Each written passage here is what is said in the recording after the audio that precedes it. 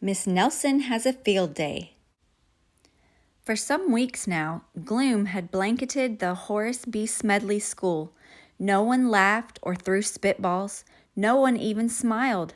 Miss Nelson was worried. Everyone was down in the dumps. Even the cafeteria ladies had lost their sparkle. Mr. Blandsworth was so depressed he hid under his desk. "It's the worst team in the whole state," he said. And it was true. The Smedley Tornadoes were just pitiful. They hadn't won a game all year. They hadn't scored even a single point. And lately, they seemed only interested in horsing around and in giving Coach the business. "Why practice?" they said. "We'll only lose anyway." "We're in for it now," said old Pop Hansen, the janitor. "The big Thanksgiving game is coming up, and the werewolves from Central are real animals. They'll make mince meat out of our team." "What's to be done?" said Miss Nelson. "We need a real expert," said Pop. That afternoon, while Miss Nelson was grading papers, she heard wild laughter. It was coming from the teacher's lounge. Coach Armstrong had cracked up. "I'll make us a fresh pot of coffee," said Miss Nelson. When Coach had calmed down, Miss Nelson took him home in a taxi. "You need a nice long rest," she said. The next day, it was announced over the PA that Coach Armstrong would be out for a long time with the measles. "Who will take his place?" said the kids. When Miss Nelson passed by Lulu's after school, a serious discussion was going on.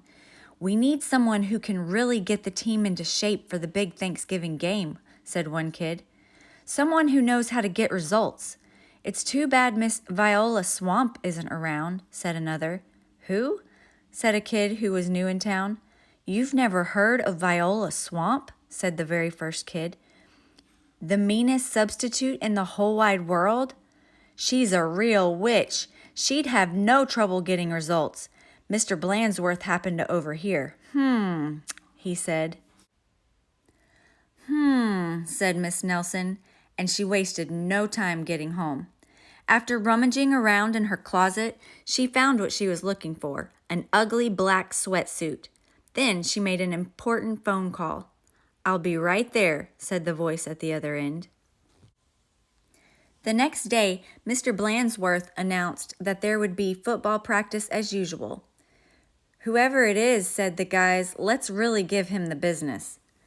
The doors to Coach's office flew open, and out stepped a lady in an ugly black dress.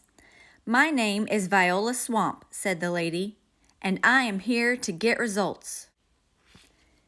"It's Blandsworth!" cried the guys, and they laughed him off the field. "Oh, rats," said Blandsworth. "How could they tell?" Just then, the guys heard the sound of squeaky tennis shoes. "I am Coach Swamp," said the lady in the black sweatsuit. "Holy smoke!" cried the team. "The Swamp!" The team's fullback tried to pussyfoot away. "Not so fast, Mr. Smarty," said Coach Swamp. "Wow," said one of the guys. "Did you see that tackle?" Coach Swamp was a real expert. She put the team to work right away. The guys had never done so many leg raises. "More," said Coach Swamp. They had never run so fast. "Faster," yelled Coach Swamp. "This is murder," said the guys. "Pipe down," said Coach Swamp.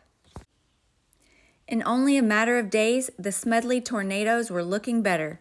Coach Swamp really gave them the business.